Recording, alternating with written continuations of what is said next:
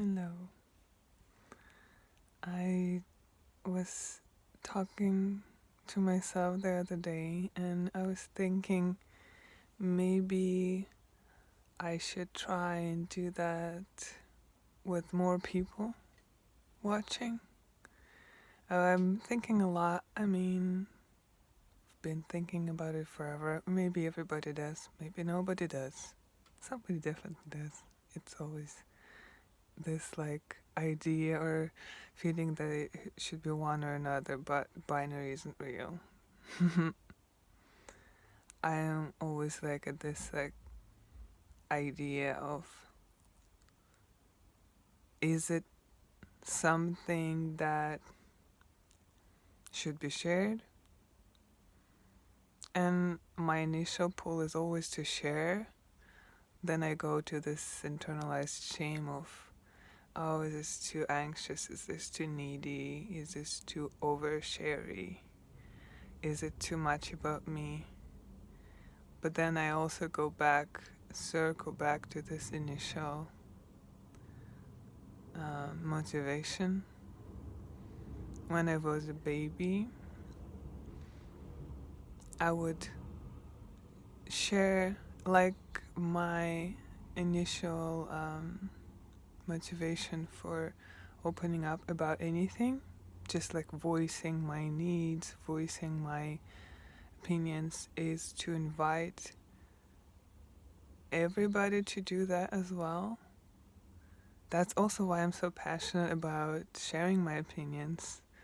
And it's interesting how people perceive it as if I'm like argumentative or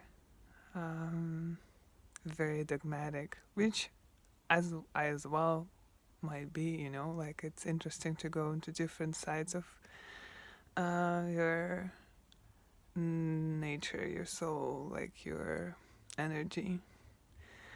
But initial idea for me every time I open my mouth, unless it's an egoic response, is to show others that they're not alone, because I felt very alone when I was a baby. I still do very many times. Like, kind of feel like a freak in a way. And not even in the sense that, oh my god, I wish I were like everybody. I don't wish that. But somehow maybe I wish I didn't have this pressure or this sadness inside of me that that just kind of blocks this celebration of one's uniqueness, because it's shameful, it's too prideful, it's too self-centered, all of these ideas that we have. So that's why, going back, that's why I wanted to share these conversations I have with myself. And of course, I'm aware of the fact that they are going to be different, because I already am aware of the fact that I am talking to more than one person right now.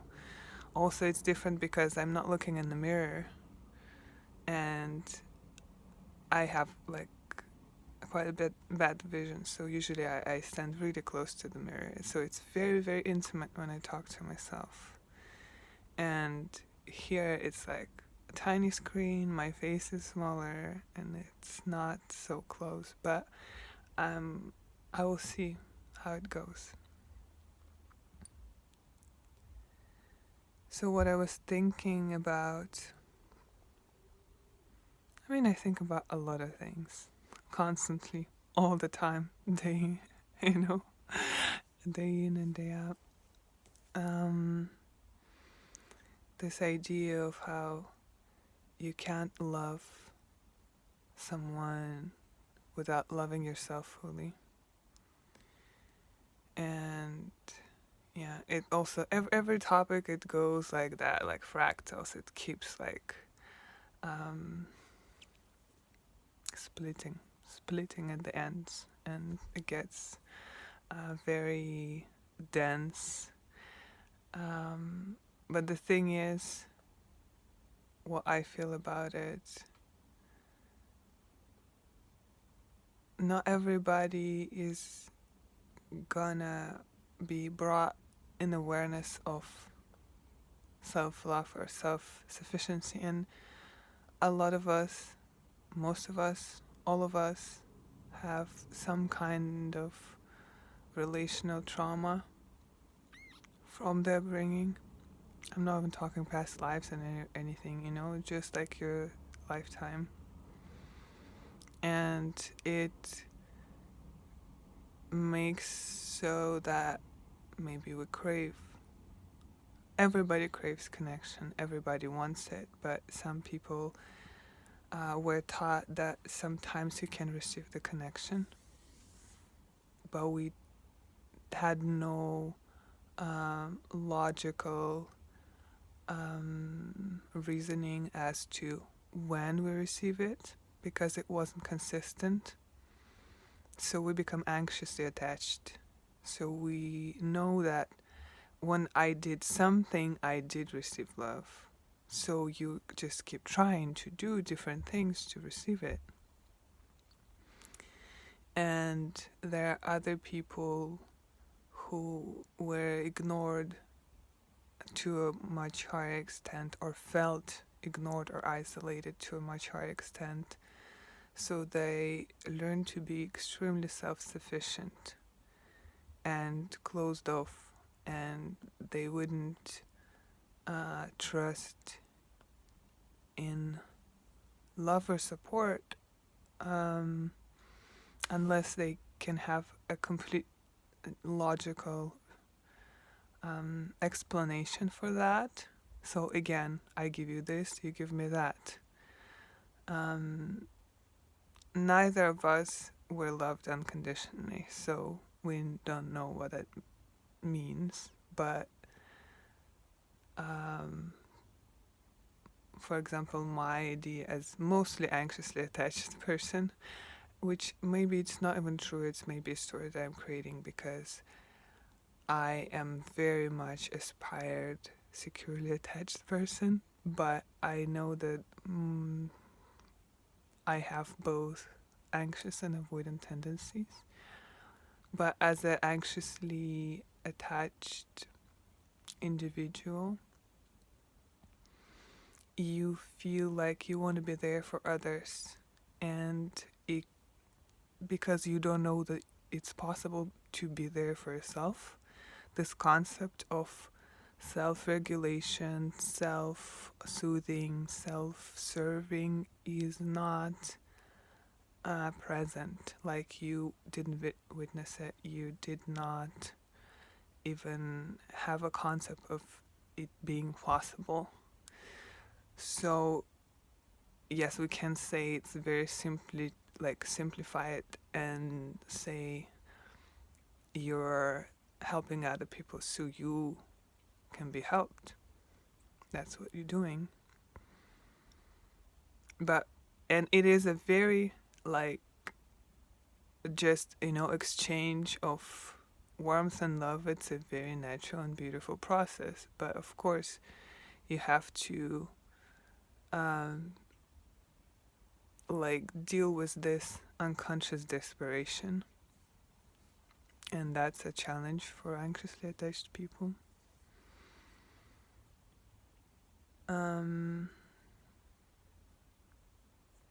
And for people who are avoidantly attached, for them it seems ridiculous, the idea that you want to help somebody, the idea that it matters so much for you, the well-being of other person, because they've been taught that they're all by themselves, and their idea is that I am here for me, and I can't afford to spend my energy on others because they are not gonna do it for me.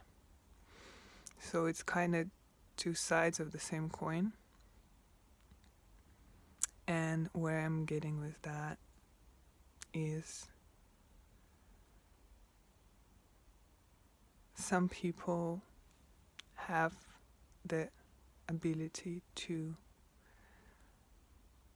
love themselves to more extent.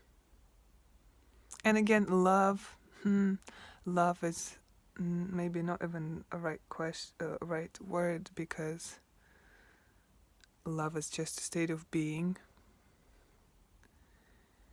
And I might be wrong because I'm coming from my limited perspective and everybody's going to see it differently. But I almost feel as if for anxiously attached, getting into the state of love is easier in some ways than for avoidantly attached people, because being in a state of love means being connected to your heart and being open to letting love in. And they would have like this, we all have a fear. And they would have a fear that if they do something for another person, or if they let other person do something for them, there has to be some kind of equal exchange, and like it is a demand that it has to happen. While for an anxiously attached person, it's like, I'll do anything for you. I just didn't know that it's possible for me to do stuff for myself. So going back to initial thought, I find it just like a priceless gift, a miracle, the ability to love somebody. And that is, on my journey, that became a doorway into loving myself. And of course it is a practice, trying to settle more and more into that feeling, into that habit of centering your own needs, of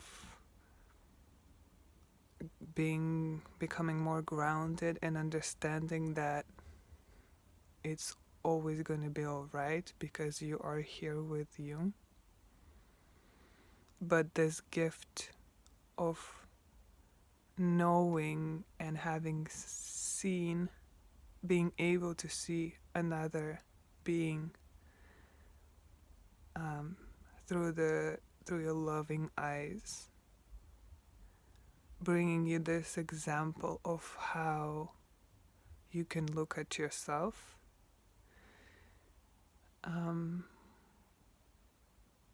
just stay in this awareness. Outside of this talk, you can be talking to yourself the whole day. You can have this like mirror conversations, like every day, every once in a while. But this feeling within yourself, when you have the desire to say something nice to other people, or to feel like when you feel something towards other person, it's a reminder to say that same thing to yourself. And of course you are saying it to yourself. Every time you're addressing someone else, you're addressing yourself. So being aware of, like, I don't know, any negative things you want to say about other person, of course you're saying them about yourself and to yourself. But that part kind of is considered, I feel, more accepted as a universal truth, like, oh, if you hate on somebody, you hate on yourself. And it's kind of easy to recognize.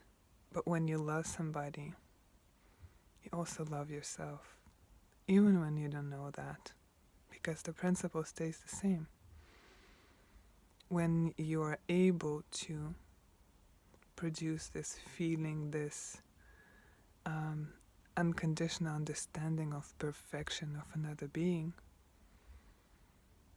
even at times when you struggle to apply it to yourself, you still are doing it because it's all within you and because you are that presence and loving essence. And it's such a gift.